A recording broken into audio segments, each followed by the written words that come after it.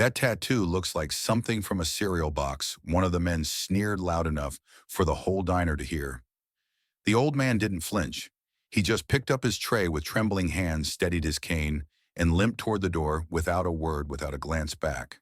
He was just the quiet old man they told to sit outside until the Navy SEAL walked in. The room went silent. Coffee cups stopped midair, forks frozen halfway to mouths. And when the young soldier raised his hand in a perfect salute, everyone realized they had made a terrible mistake. Who was this man?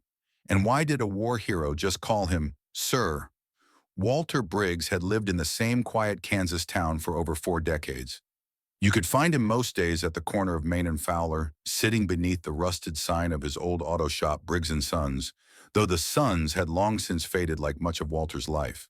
At 84, he still got up early, still polished his boots, still pressed the same olive green shirt he'd worn since his Navy days.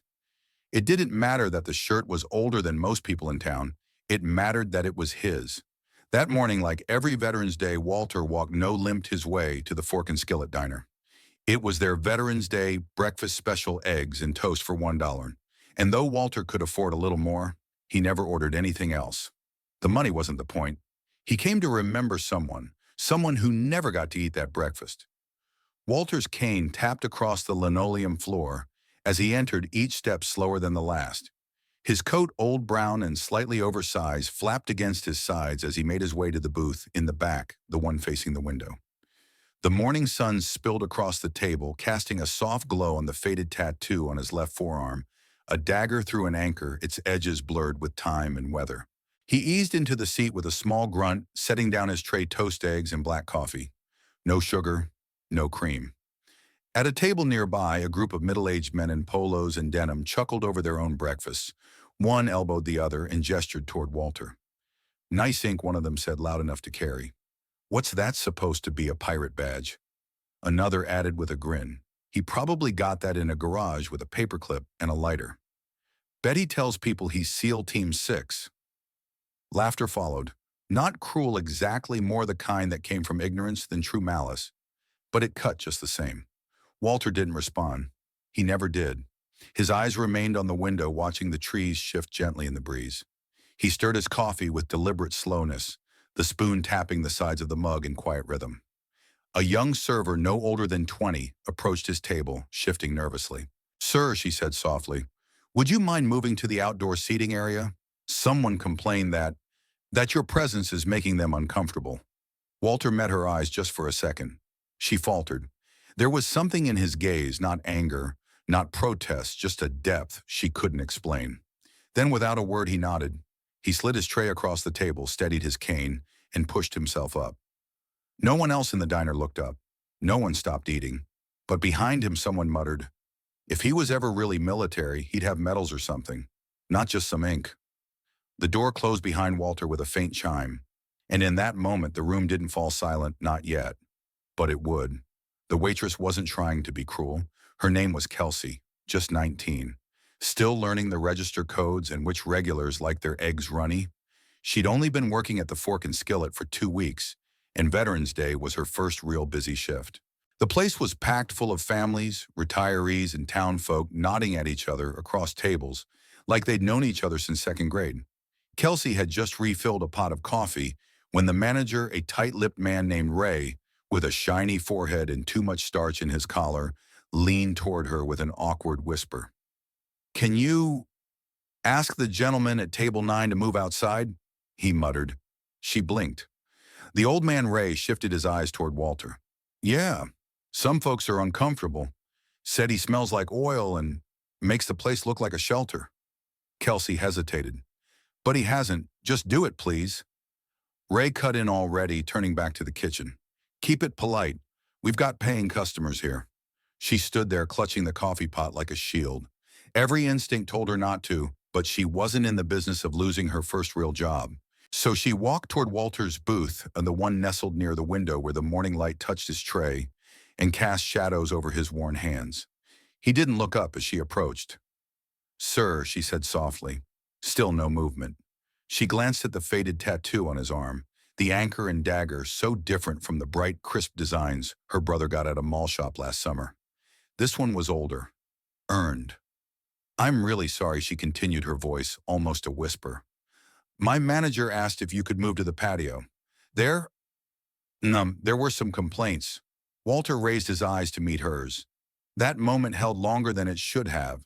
She noticed how blue his eyes were, not sharp, not angry, just tired. And behind that, something else. Something that made her chest ache. He gave a faint nod. No trouble, he said, his voice gravel soft. He reached for his tray, slid it toward himself, and gripped the cane leaning against the booth. From the booth behind her, someone chuckled. Guess the wannabe's been relocated, a man snorted, taking a loud slurp of his soda. Laughter followed, careless, lazy, like the kind kids toss out in school halls when no one's watching. Kelsey stood frozen as Walter rose, adjusting the tray in his hand. As he turned, the rubber foot of his prosthetic leg snagged against the base of the table. A faint clank echoed as the metal joint slipped slightly. He paused, reset his stance, and moved on each step, deliberate, practiced. His limp was more pronounced now, but he didn't break stride. The glass door opened with a dull chime and closed behind him. Outside, empty tables waited under a sky too clear for the heaviness in that moment. Kelsey stayed there a few seconds longer, gripping the coffee pot so tightly her knuckles paled. No one else said a word. No one got up. The clatter of cutlery resumed. Eggs were eaten, jokes were told, and Walter Briggs, our veteran mechanic ghost of a different time, was left outside in the Kansas sunlight tray, trembling in his hands. Before he was just the quiet old man at the diner, Walter Briggs had another name, Ghostline Bravo. It wasn't a name you'd find in any official record. His role didn't come with medals or speeches. Walter was part of a logistics support team embedded with SEAL units in the Vietnam War, the silent hands behind dangerous missions responsible for setting up forward supply caches and evacuation routes. No headlines, no glory. But without men like him, the missions wouldn't return home. It was 1971. The war was bleeding into its most chaotic years, and Walter, then 30, had been deployed deep into the Annamite Mountains. His unit had one task: support Operation Lantern Trail, a black-file operation aimed at rescuing American POWs, rumored to be held in a converted jungle compound near the Laos border. Walter wasn't the guy kicking indoors. His job was more subtle but no less critical. He mapped the terrain by hand-marked enemy patrol paths, calculated silent drop zones for equipment, and coded emergency evac signals by flashlight. He had a photographic memory and a mechanical mind, the kind who could patch a broken radio with a gum wrapper and spare wire. That mission would be his last. On the sixth day in the field, their unit was moving to a secondary staging point when it happened. Daryl Monroe, Walter's closest friend and the team's point man, stepped slightly left of the marked trail. The explosion came without warning. 1 second, Daryl was in front of him, and the next he wasn't. Walter was thrown nearly 20 feet back, the jungle canopy spinning above him in a blur of heat and blood and ringing ears. When he came to, all he could feel was the fire in his leg. His right calf was gone. But the screams nearby snapped him back. The squad was scattered. 2 men were wounded, 1 unconscious, and the radio operator's comms were shattered. The map, their lifeline, had been lost in the blast. But Walter still had it in his head. Propped against a tree with a tourniquet tightening around his thigh, Walter directed the others to form a perimeter. He used his damaged field radio and a series of coded blinks from a signal mirror to relay their coordinates. It took hours, but the evac birds came. Every wounded man got out. Every classified document was recovered, except Daryl. Walter had dragged his friend's body to the chopper himself, refusing to leave him behind. Before they left for that mission, Walter and Daryl had made a pact. Not a spoken one, they were quiet men, but a symbolic one. They had both gotten a tattoo in Saigon, a dagger driven through an anchor. It wasn't standard Navy issue. It was personal. Steel beneath silence, Daryl had said, grinning, as the artist wrapped the bandage around their arms. A quiet promise that no matter what happened, they'd carry each other's memory. Daryl didn't come back. Walter did, missing part of his leg, but not his sense of duty. When he arrived stateside, there was no parade. His work was too classified for public recognition. No one even asked what happened. He was given a prosthetic, a modest pension, and a bus ticket home. He started a garage in Kansas. Quiet, reliable, anonymous. He fixed engines, taught teenagers how to rebuild carburetors, and mowed his neighbors' lawns when they were sick. But every November 11th, he chose a different diner, one with a table facing a window. He'd order something simple and eat in silence, not for the discount, not for recognition, but to honor a promise. A meal shared between friends, one living, one remembered. That tattoo, the one they mocked as from a cereal box, it had been inked over firelight during wartime. It had survived decades of sun metal and scars. It wasn't meant to impress anyone. It was meant never to be forgotten. The bell above the door gave its usual soft jingle as Lance Corporal Jeremy Ray stepped into the fork and skillet. He was dressed in jeans and a plain black t-shirt, the only hint of his profession being the short, high and tight haircut and the posture he couldn't quite leave at the base. He was home on a brief leave visiting his parents in the next county over and had stopped in for coffee and eggs before heading out to meet an old buddy. The diner buzzed with Sunday morning chatter. Frying pans hissed from the open kitchen forks, clinked against ceramic, and country music played just soft enough to be ignored. Jeremy scanned the room, half looking for an empty table, half lost in the calm of not being on alert. Then he saw it. An old man sitting alone outside, barely visible through the wide diner window. It wasn't the man's face that stopped Jeremy mid-step, it was the tattoo. Faded and faint but unmistakable. A dagger driven through an anchor angled slightly left. The lines weren't perfect, but that's what made it real. Inked not in a parlor, but in country. Scarred into skin by field hands in the heat of war. Jeremy froze. His heart actually skipped. His mind raced back to SEAL prep in Coronado the final week before graduation. They'd been handed a series of case files. Anonymous operators, codenamed veterans, many of whom had never been officially acknowledged. Each story was meant to teach them about the unseen heroes, the ones who never spoke of their missions, but carried the weight of them in their bones. One of those stories was about Ghostline Bravo, a logistics NCO who'd saved 6 men during Operation Cinderpoint by memorizing extraction maps and hand signaling coordinates after a landmine disabled the entire team.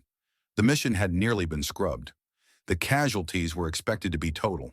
But this man, unnamed, unphotographed, had somehow pulled it off with one leg and a broken radio. The only clue to his identity, a hand-drawn tattoo, shared only by 2 men, a dagger through an anchor. Jeremy's feet moved before his mind caught up. He stepped back outside, his boots crunching lightly on the gravel. The wind caught the edges of the napkin Walter had under his plate, and the old man reached to keep it from blowing away. Jeremy stood there watching the man's hand, the tattoo more visible now. He felt something stir in his chest. "Excuse me," Sir Jeremy asked, voice steady but unsure. Walter looked up slowly, his expression unreadable. Jeremy swallowed, then pointed gently toward the faded mark. Were you part of Operation Cinderpoint?" Walter blinked as if hearing that name spoken aloud pulled something loose from a vault buried deep inside. His lips parted slightly, but no sound came out. His eyes held Jeremy's, narrowing slightly, and then just faintly he nodded once. Jeremy straightened instinctively, shoulders back, feet together, years of discipline rushing to the surface. And though he hadn't worn his uniform that day, Jeremy Ray stood at attention anyway. Because this wasn't just some old man. This was a legend, the kind every SEAL prayed to meet once in his lifetime, and he had just found his. Jeremy Ray didn't hesitate. Right there on the worn concrete patio just outside the diner window, he straightened his spine, brought his right hand sharply to his brow, and delivered a full military salute, crisp, clean, and reverent to the man seated before him. Forks stopped clinking. Chairs creaked. Through the window, customers turned their heads, conversations fading mid-sentence. Walter Briggs blinked in the stunned silence. For a moment he looked like he might speak, but nothing came. His mouth trembled slightly. His left hand, resting on the tray beside his plate, curled inward, as if holding something that wasn't there. Maybe memory, maybe loss. Jeremy held the salute, and then loud enough for the diners inside to hear through the slightly cracked window he spoke. "This man," Jeremy said, "is not just a veteran. He's part of our training history." Heads turned. The group of men who had mocked Walter earlier fell silent, their expressions tightening. Jeremy dropped the salute and stepped closer. His voice didn't rise, but it didn't need to. Something about his tone made every word land like a hammer on hollow pride. "We learn about legends in SEAL prep. Not the ones you see in the movies. The real ones. Quiet operators who made impossible missions happen and never talked about it. He turned now, addressing the room inside. One of those stories was about a logistics officer in Vietnam. Operation Cinderpoint. A man who saved 6 wounded men after a landmine took out half the unit and the only radio. No evac possible. No backup. He'd memorized the terrain and hand-signaled an extraction crew to safety using only flashes and improvised code. They called him Ghost Line Bravo. Never named. Just a story. Jeremy pointed gently toward Walter. That story ends here. People inside began to rise.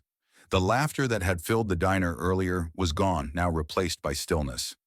A couple in their 70s stood from their booth, the man nodding slowly. A young mother wiped at her eyes.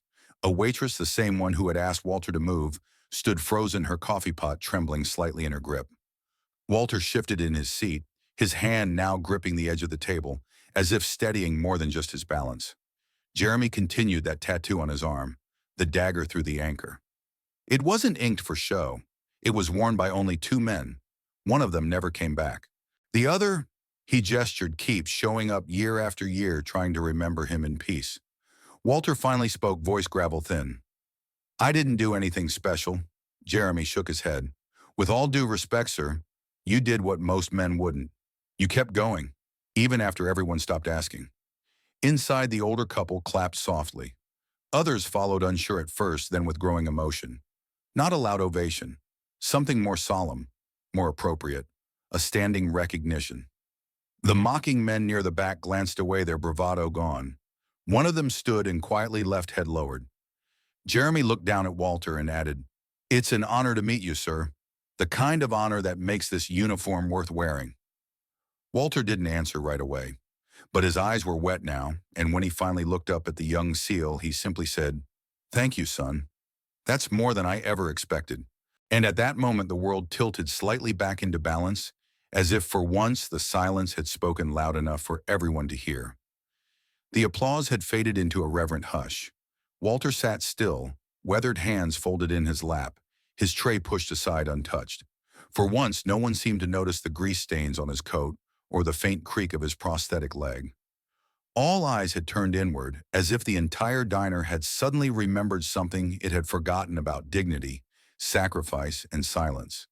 Then from the side came the soft shuffle of hesitant footsteps.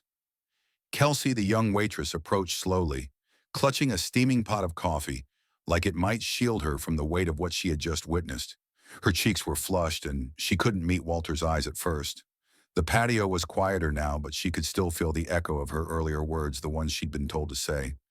The words that asked him to leave. She cleared her throat.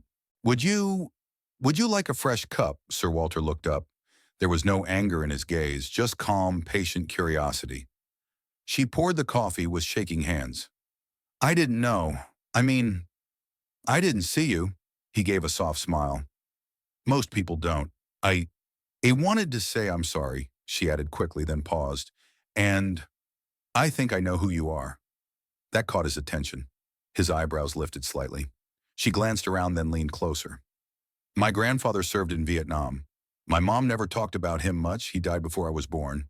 But I remember the name, Daryl Monroe." Walter's heart gave a stutter. The coffee cup in front of him trembled slightly as his hand hovered above it. "Daryl Monroe," he repeated softly, like it was a prayer or a ghost.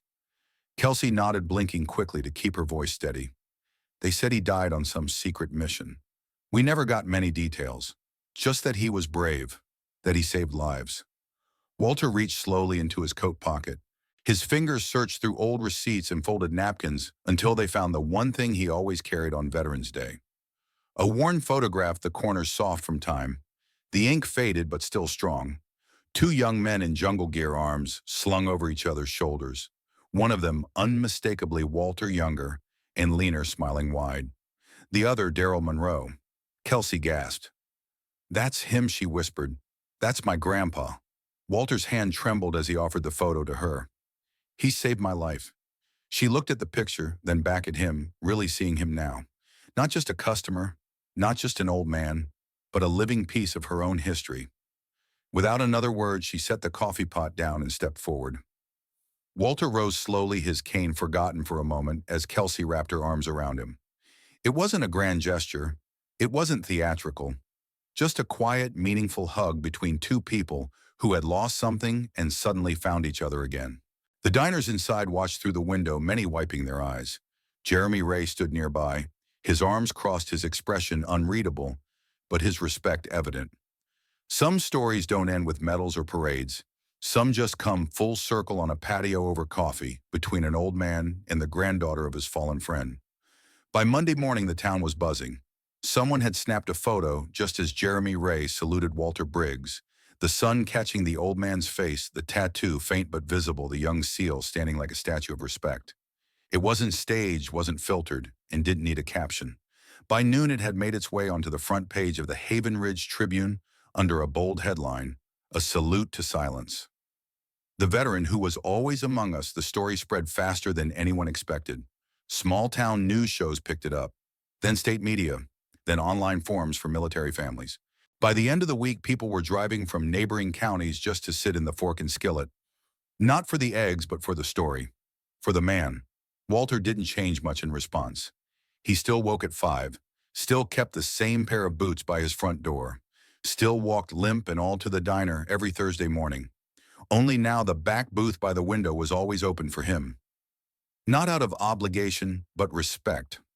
Ray, the diner manager who had once told the waitress to move Walter outside, was the first to make it official. One afternoon after the breakfast rush had died down, Ray approached Walter's table with a wooden plaque in his hands. The diner had commissioned it from a local craftsman. It showed a simple engraving, the dagger through the anchor carved into dark walnut. Underneath, in brass, reserved for Walter Briggs. Steel beneath silence. Walter didn't say much when they unveiled it, just nodded, tapped the wood once with his knuckle. "Feels heavier than it looks," he murmured. But he kept coming back. What changed wasn't Walter. It was everyone else. Veterans who had lived quietly for years began to speak. One by one, they found their way to Walter's booth, drawn by something unspoken. He didn't give speeches. He just listened. Sometimes they'd bring photographs, medals their kids had never seen, letters they'd never sent. Walter listened to them all like a blacksmith, mending broken steel in a forge made of coffee and memory. He became something more than a man. He became permission. Permission for other veterans to grieve, to remember, to stop hiding their limp or the way they flinched at fireworks or how they hated July heat because it reminded them of jungle nights. The diner adapted too. Kelsey, now one of the most requested servers, had helped design a small shadow box that sat above the plaque in Walter's booth. Inside was the original photo Walter had carried all those years, showing him and Daryl Monroe. Next to it, a folded flag and a hand-lettered card that read, "For the ones who never told their stories." A chalkboard on the wall now displayed quotes from visiting veterans. Every Monday morning, Kelsey picked one to write out. Walter's favorite: "Some of us never got medals. Some of us never wanted them. But we all needed to be remembered." Local high schools began inviting Walter to speak. He always declined to talk about his own actions, but he would bring Daryl's picture, tell stories of quiet courage, and teach students that not all heroes wear polished shoes or perfect uniforms. One student, after hearing him speak, asked if the tattoo was real. Walter smiled, "As real as the men who wore it." Jeremy Ray visited once more before returning to his next deployment. They didn't talk much, just sat for an hour at the booth drinking black coffee. Jeremy left behind a single patch from his unit, folded neatly beneath Walter's napkin, no words exchanged. By the time winter rolled around, the town of Haven Ridge had changed. But Walter hadn't.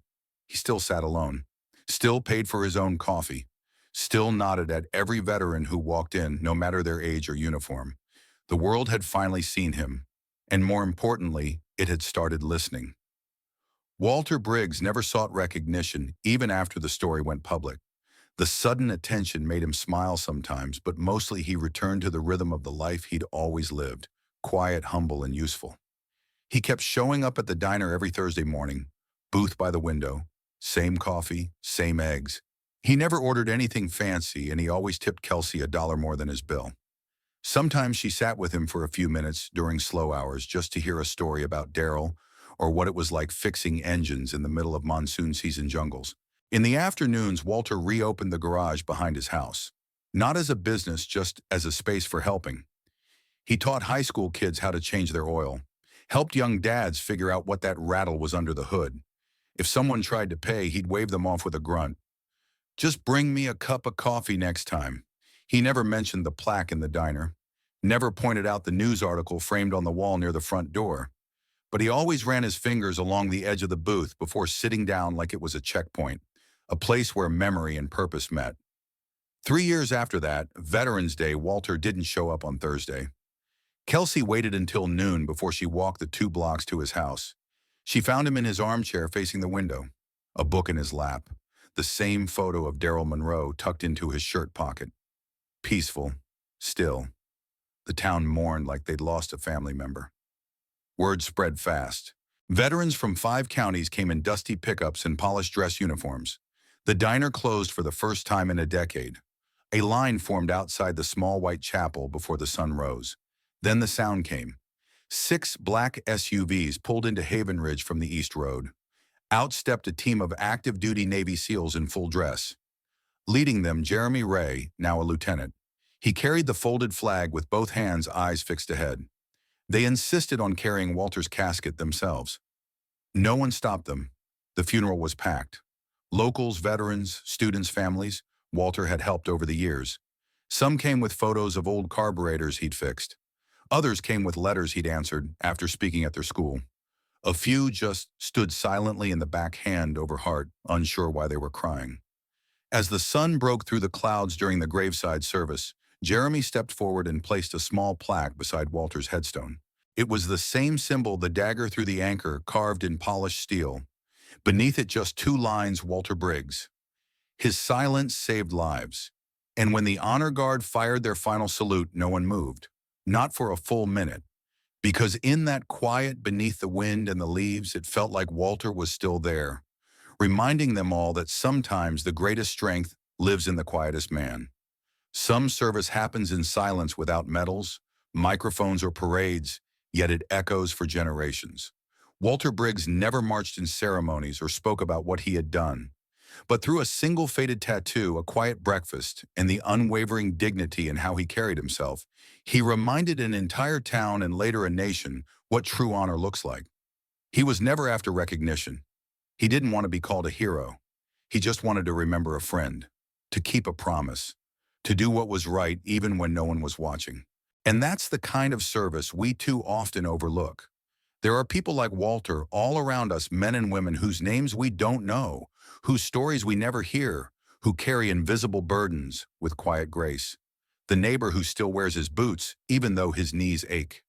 The woman who never missed a shift at the VA hospital but never once talked about the battlefield she once crossed. The janitor with the limp who never talks about why. These are the quiet veterans, the forgotten helpers, the ones who never asked to be seen but should be. So here's our challenge to you. Have you ever met someone like Walter? Someone whose story, once revealed, changed the way you saw them and maybe changed you? Tell us in the comments. Share that moment. Give those names breath again. If you're watching this and you are someone like Walter, we see you now. We thank you deeply. And if this story moved you, if it reminded you of someone you love or made you see someone differently, please consider giving this video a like, subscribing to our channel, and sharing it with someone who needs to hear it. Because sometimes the most powerful moments don't come with fireworks. They come with a faded tattoo, a quiet meal, and a soldier who simply says, "I just came to remember a friend." Thank you for being here, and thank you for remembering.